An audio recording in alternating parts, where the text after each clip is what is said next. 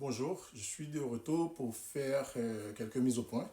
D'abord, je tiens à remercier les gens qui m'ont apporté leur soutien, qui m'ont envoyé des mots d'encouragement.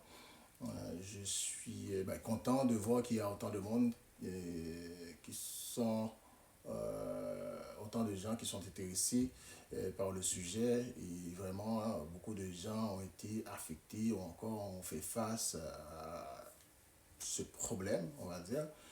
Donc, je suis content d'en avoir parlé parce que c'est comme ça qu'on va faire avancer les choses. Euh, je tiens à apporter quelques précisions également.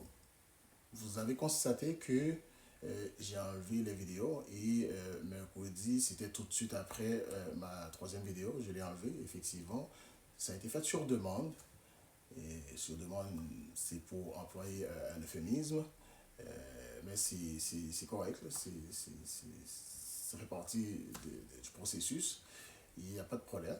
Donc, je dois dire également, parce qu'il y a des gens qui ont des interrogations, du souci même, je dirais, parce qu'il y a des rumeurs comme quoi mon employeur m'a acheté pour fermer la bouche, des choses comme ça, comme quoi moi j'ai eu mon poste, c'est comme je voulais avoir mon poste, je l'ai eu. Bon, tel n'est pas le cas, je dois dire, d'entrée de jeu, c'est pas le cas.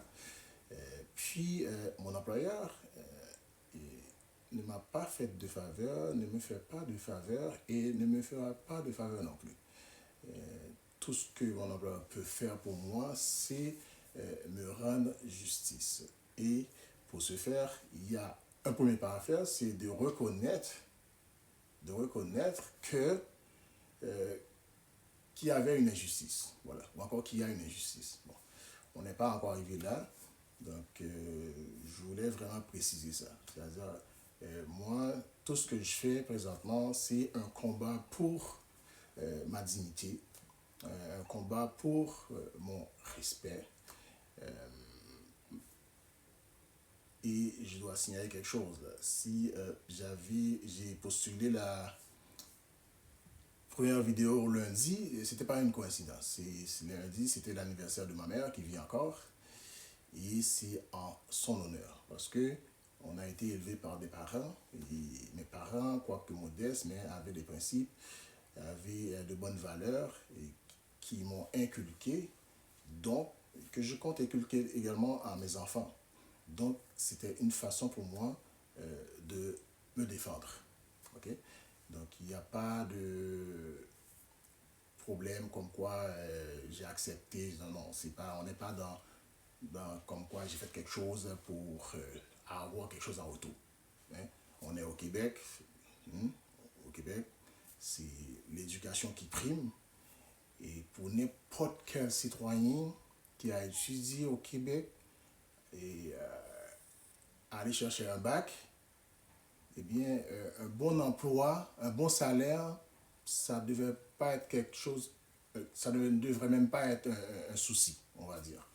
Donc, pour moi non plus, ce n'est pas un souci. C'est-à-dire, je ne me bats pas pour avoir un bon salaire, je me bats pour avoir le respect, euh, pour rétablir ma dignité, ouais, l'honneur, oui. Donc, c'est pour ça.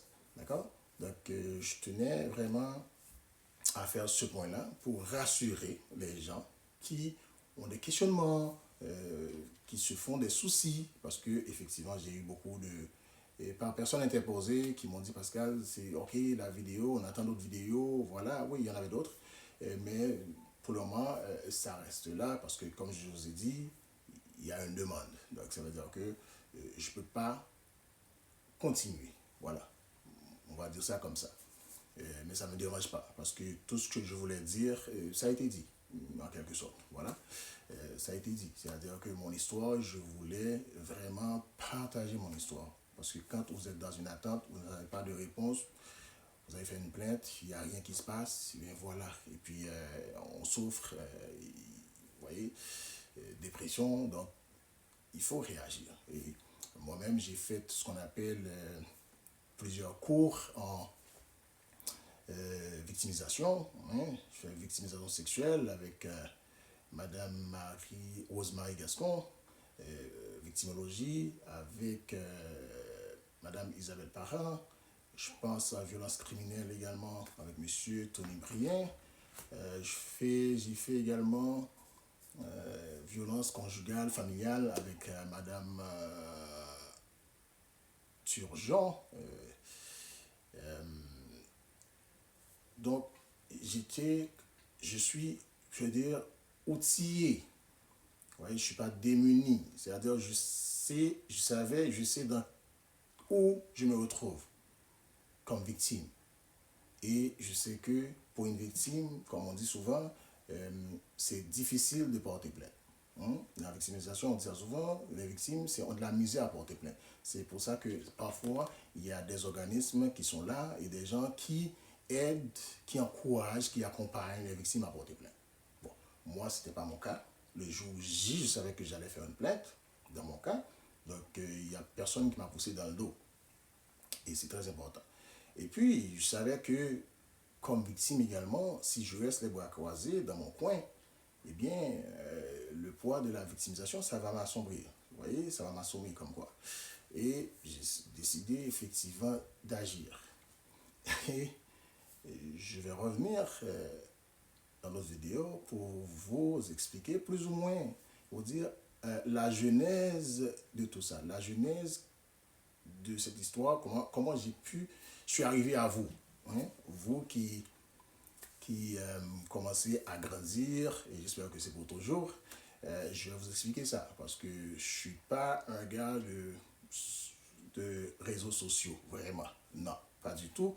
Mais je vais vous expliquer ça dans la prochaine vidéo.